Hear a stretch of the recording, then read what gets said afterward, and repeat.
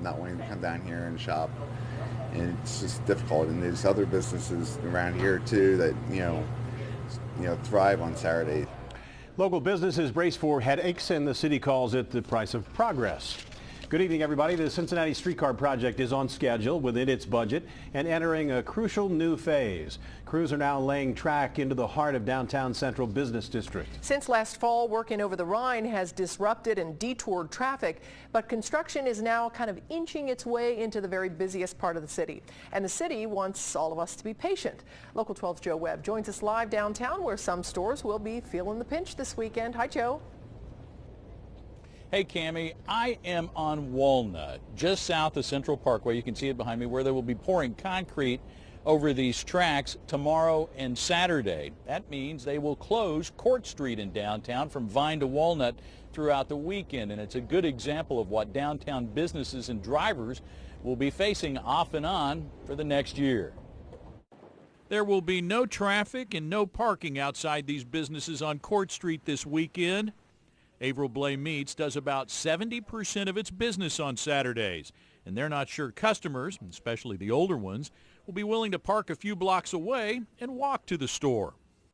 Very discouraging, I understand that when building something this big, it takes sacrifices, but, when it kind of puts a damper on the business, it just makes it very frustrating. Laying the track for the streetcar will disrupt 2-block stretches of downtown for 2 to 3 weeks at a time, cutting traffic to 1 lane in most places. Couple that with ongoing construction projects scattered across all areas of downtown, you've got a challenge. The city is encouraging you to visit roadmapcincy.com, a website that highlights detours, disruptions, and dead ends.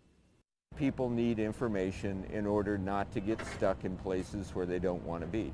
And we're trying as hard as we can. We've got extra cops out helping to direct traffic at intersections.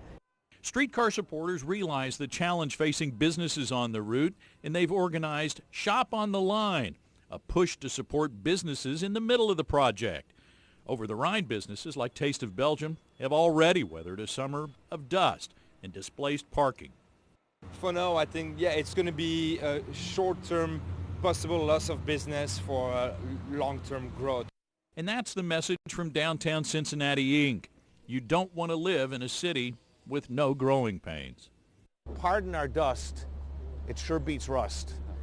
Again, take a look at other cities. If you're not building, if you're not moving forward, you're going backwards.